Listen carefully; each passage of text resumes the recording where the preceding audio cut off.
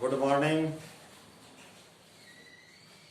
my dear friends and my dear students। आज non code data का दूसरा phylum पढ़ने जा रहे हैं, फाइलम पोरीफेरा। बहुत सरल है, अगर थोड़ा सा भी ध्यान दिया जाए, ढंग से सुन लोगे, बहुत सिंपल है, लेकिन परीक्षाओं में बहुत बार पूछा जाता है। क्योंकि नॉन कोड डेटा के अंदर जो 9 फाइलम है, उनमें से इकाइनोडर्मेटा एक फाइलम ऐसा है जिसके सभी एनिमल्स समुद्री जल में या खारे पानी में या मैराइन इन वाटर होते हैं। उसके बाद में दूसरा फाइलम ये है पोरीफेरा, जिसके समस्त जंतु न होकर के कुछ जंतु स्वच्छ जल में जरूर पाए जाते हैं, लेकिन अधिकांश mostly found in marine water. Porifera word is made up of 2 Greek words। Greek word porous means pore plus ferin means to bearer। अर्थ निकालिए इसका। बियरर का मतलब धारण करने वाला। जैसे मैं धारक को 100 रुपए देने का वचन देता हूं, वैसे ही देखो आप, टू बियरर यानी छिद्रों को धारण करने वाले जंतुओं के समूह को पोरीफेरा कहते हैं। Characteristic features of this phylum are as follows. First point है मल्टीसेलुलर ऑर्गेनिज्म, बहुकोशिकीय जंतु। लेकिन एक्चुअल में वास्तविक रूप से ये बहुकोशिकीय नहीं होते, बट नॉट यू मल्टीसेलुलर। क्यों? कि कोशिकाएं कार्य करने के प्रति स्वतंत्र होती हैं। कोशिकाएं पाई तो जाती है शरीर के अंदर सम्मिलित रूप से, एक से अधिक कोशिकाओं का बना हुआ शरीर होता है, लेकिन सभी कोशिकाएं कार्यों के प्रति स्वतंत्र होती है। सिर्फ तंत्रिका कोशिकाएं या नर्व सेल्स जो होती है वो नर्व टिश्यू या नर्व नेट का निर्माण करती है। बाकी की कोशिकाएं स्वतंत्र रूप से कार्य करने के कारण से ये वास्तविक रूप से बहुकोशिकीय जीव नहीं कहलाते हैं। Grade of body organisation cellular level, कोशिकीय स्तर का शारीरिक संगठन होगा। No distinct tissues and organs present, किसी प्रकार की कोई उत्तक नर्व टिश्यू को छोड़कर के और ऑर्गन्स नहीं पाए जाते। ऑल एक्वेटिक यानी सभी जंतु जलीय हैं, but mostly found in marine water. Few species are found in fresh water. अधिकांशतया ये लवणीय जल में या मैराइन वाटर में पाए जाते हैं, जबकि कुछ जातियां इसकी स्वच्छ जल में भी पाई जा सकती है। नेक्स्ट, दे आर सॉलिटरी और colonial, but all are sessile. अकेले, एकल या समूह में रह सकते हैं, लेकिन सभी स्थानबद्ध होंगे, सेडेंट्री होंगे, सेसाइल होंगे। इसका मतलब इसमें व्रंत या स्टॉक उपस्थित होगा। बॉडी फॉर्म, वेश या अगर फोनेटिक्स के हिसाब से तो वैसे लाइक यानी फूलदान के समान, सिलेंड्रिकल या बेलनाकार, ट्यूबुलर यानी नलाकार, क्वेश्चन लाइक या क्वेश्चन शेप्ड यानी गद्दी के समान, और मैनी ब्रांच्ड और शाखित भी हो सकती है। बॉडी फॉर्म वैसे like, cylindrical, tubular, question shaped and many branch etcetera. Point समझ में आ गया होगा। फूलदान के समान, बेलनाकार, नलाकार, गद्दी के समान, कई प्रकार की संरचनाओं वाले, कई प्रकार के रूप वाले जंतुओं का समूह है ये। सिमेट्री या तो रेडियल होगी, सिमेट्री रेडियल या में भी एब्सेंट या फिर अनुपस्थित होगी। 7वां पॉइंट आ रहा है, इंपॉर्टेंट पॉइंट है, बॉडी वॉल। इनको डिप्लोब्लास्टिक भी कहते हैं, लेकिन वास्तव में ये डिप्लोब्लास्टिक नहीं होते। लेकिन बॉडी वॉल में आउटर जो लेयर होगी वो पिनेकोड्रम की बनी हुई, जो कि डर्मल एपिथेलियम से डेवलप होती है, और इनर जो लेयर होगी वो कोइनोड्रम होगी, और ये गैस्ट्रल एपिथेलियम से इसका डेवलपमेंट होता है। इन दोनों के बीच में gelatinous non cellular mesenchyme in between, इन दोनों के बीच में यानी पिनेकोड्रम और कोइनोड्रम जो 2 अस्थायी परतें हैं, उन दोनों के बीच में एक अकोशिकीय मीजेनकाइम उपस्थित होती है। Mesenchyme consist of skeletal elements and free amoeboid cells. ये कुछ कंकालीय तंतु या स्वतंत्र रूप से विचरित करने वाली अमीबीय कोशिकाएं इसके अंदर पाई जा सकती हैं। अमीबीय कोशिकाएं पाई जा सकती है, इसका मतलब इसमें मीजेनकाइम में सुनिश्चित कोशिकाएं नहीं होती। अमीबीय कोशिकाएं तो अनिश्चित आकार की होती है, बनती भी है, बिगड़ती भी है, यानी लुप्त भी हो जाती है और बन भी जाती है। Next, they are diploblastic but not true because cells arranged loosely do not form definite layers। यानी डिप्लोब्लास्टिक तो होते हैं लेकिन वास्तविक रूप से ये डिप्लोब्लास्टिक नहीं होती, क्योंकि जो कोशिकाएं पाई जाती हैं वो एकदम स्थूल या लूज अवस्था में रहती हैं और एक कोई डेफिनेट परतों का निर्माण नहीं करती। 9th पॉइंट इंपॉर्टेंट, जिसके कारण से इसका फाइलम का नाम पड़ा है। Body is perforated by numerous pores. शरीर असंख्य छिद्रों द्वारा छिद्रित, दैट इज इट ट्रिशिया many incurrent pores ostia and 1 to 2 excurrent pore ऑस्क्यूला।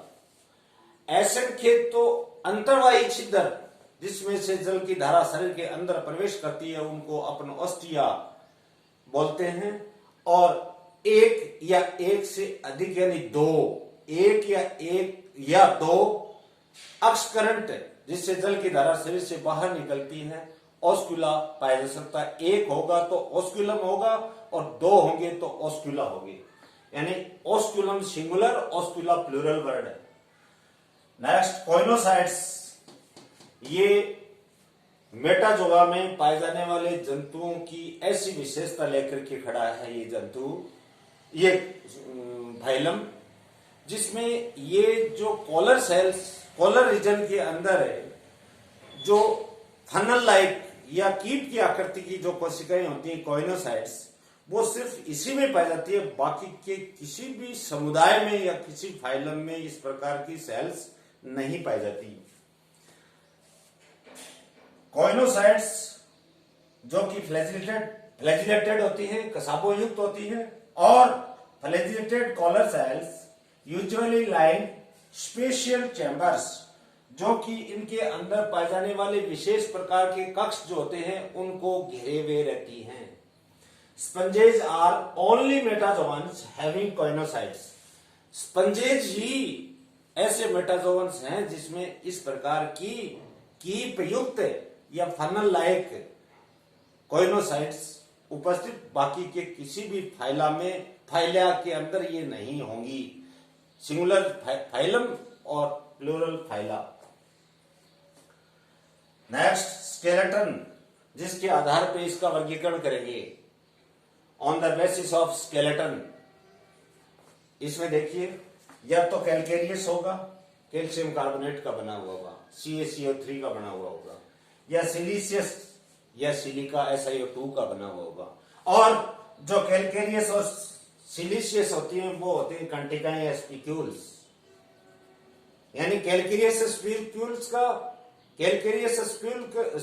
का और सिलिशियस स्पिक्यूल्स का बना हुआ कंकाल, और ऑफ प्रोटीन स्पॉन्जिन फाइबर्स, या प्रोटीन जैसी रूपी जो कि सॉफ्ट होती है, इलास्टिसिटी पाई जाती है, स्पॉन्जिन फाइबर्स पाए जाते हैं, या मिले जुले, और बहुत मिले जुले का मतलब स्पॉन्जिन फाइबर के साथ में कैल्शियम कार्बोनेट भी पाया जा सकता है और सिलिका यानी कि SiO2 भी पाया जा सकता है, और ये अंतःकंकाल अनुपस्थित भी हो सकता है। Next,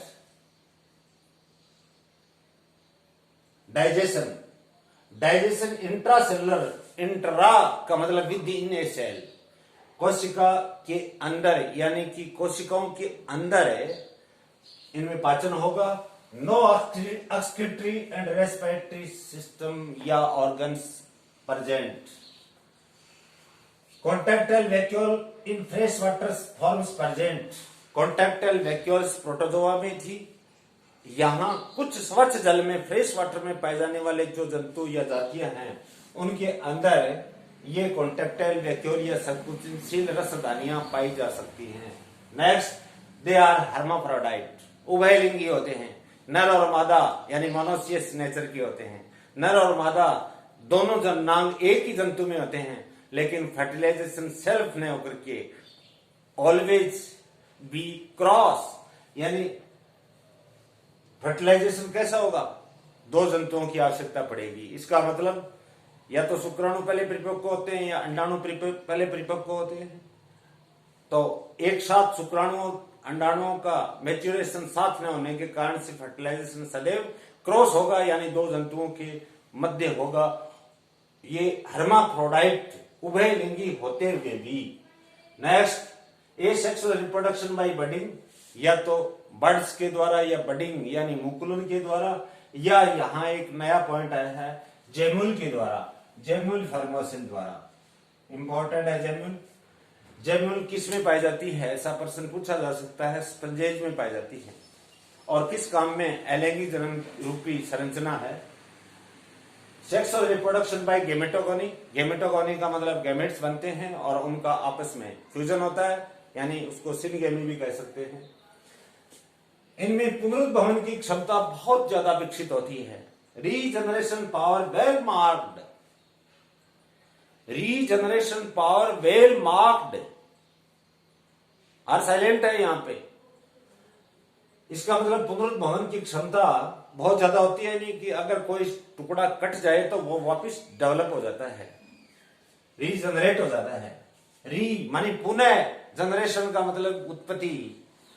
development indirect through free swimming ciliated larva the amphiblastula और पेरेनकाइमुला, यानी परिवर्तन जो होगा वो अप्रत्यक्ष प्रकार का होगा, कारण कि इसके डेवलपमेंट में एक डेवलपमेंटल स्टेज लार्वा पाया जाता है, और वो लार्वा फ्री स्विमिंग होता है, और लार्वा का नाम है एम्फीब्लास्टुला, या इसका दूसरा नाम है पेरेनकाइमुला। नेक्स्ट और last but not least, there are 3 types of the canal system present. सबसे सरल प्रकार का नाल तंत्र एस्कॉन, उससे जटिल प्रकार का साइकॉन, और उससे और अत्यधिक जटिल प्रकार का ल्यूकोन प्रकार का कैनाल तंत्र या नाल तंत्र पाया जाता है। ये तो हुआ, ये 18 पॉइंट्स मैंने इनके कैरेक्टरिस्टिक फीचर्स के लिए हैं। अब चलते हैं अपन क्लासिफिकेशन पे। Classification, this phylum is divided into 3 classes, but what is the basis by which this phylum is divided into 3 classes on the basis of their skeleton, यानी इसमें पाए जाने वाले कंकाली जो संरचना होती है, कंकाल के आधार पे इसको 3 वर्गों में वर्गीकृत किया जाता है। Class first, Calcarea. कैलकेरिया शब्द की उत्पत्ति एक लैटिन वर्ड कैलकेरियस से हुई, इसका मतलब लिमी यानी चूनिए, यानी कैल्शियम कार्बोनेट युक्त। इसका दूसरा नाम है Calcispongiae, Latin word calcis means lime, lime का मतलब चूना, प्लस ग्रीक वर्ड है दूसरा स्पंजोस मीन्स स्पंज, यानी ये चूने के यानी कैल्शियम कार्बोनेट का बना हुआ कंकाल पाया जाता है इसमें, इसलिए इसका नाम पड़ा है कैलकेरिया या कैल्सीस्पोंजियाई। क्लास सेकंड है हेक्जेक्टिनिलिडा, स्पेलिंग गलत लिखते हैं, पहले आप हेक्ज लिखो, एक्टी लिखो, एक ACTI, नीलिडा NELLIDA, हेक्जेक्टिनिलिडा, आराम से स्पेलिंग लिख पाओगे। ये 3 ग्रीक वर्ड से इनका निर्माण हुआ है, व्युत्पत्ति हुई है, डेरिवेशन हुआ है। ग्रीक वर्ड हेक्जा, कुछ पुस्तकों में हेक्ज भी लिखा हुआ मिलेगा, हेक्जा मीन 6, और एक्टिस कुछ पुस्तकों में एक्टिन भी लिखा हुआ मिलेगा, एक्टिस मीन्स रे, और इंडोस मीन्स फॉर्म, मैं कई बार कई वीडियोस में आपको बता चुका हूं कि कहीं भी सफिक्स के रूप में ओइडिया, इडोस जो भी आए तो उसका अर्थ होगा इडोस यानी फॉर्म या रूप, ऐसा रूप जिसमें 6 अरे पाई जाती हैं, उस क्लास का नाम है हेक्जेक्टिनिलिडा। हेक्जेक्टिनिलिडा यानी इसमें स्पीक्यूल्स जो होंगी वो 6 अरों वाली होंगी। इसका दूसरा नाम है Hyalospongiae. Greek word hyalos means glass, spongos means sponge, यानी ये ग्लास की तरह पारदर्शक स्पंजेज होते हैं, ट्रांसपेरेंट स्पंजेज होते हैं, इनको सम्मिलित रूप से ग्लास स्पंजेज कहा जाता है। Third class is Demospongiae. इसकी कुछ जातियां मीठे पानी में पाई जाती हैं, स्वच्छ जल में पाई जाती हैं, फ्रेश वाटर में पाई जाती हैं, नदियों, झीलों में, झरनों में etcetera. Greek word dema means frame, चौखट, plus spongos means sponge. 2 Greek शब्दों से डेरिवेशन हुआ है इस क्लास का, डिमोस्पोंजियाई का। डिमा मीन्स फ्रेम और स्पॉन्जोस मीन्स स्पंज, ऐसे स्पंज जो कि चौखट नुमा संरचना के होते हैं। ये हुआ क्लासिफिकेशन।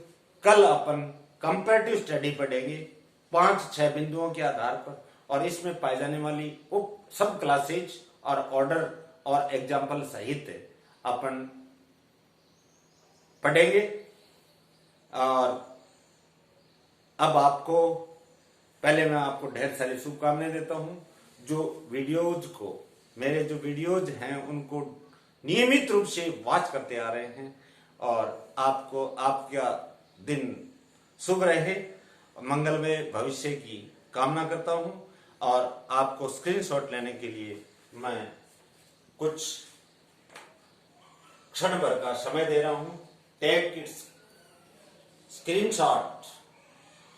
Thank you.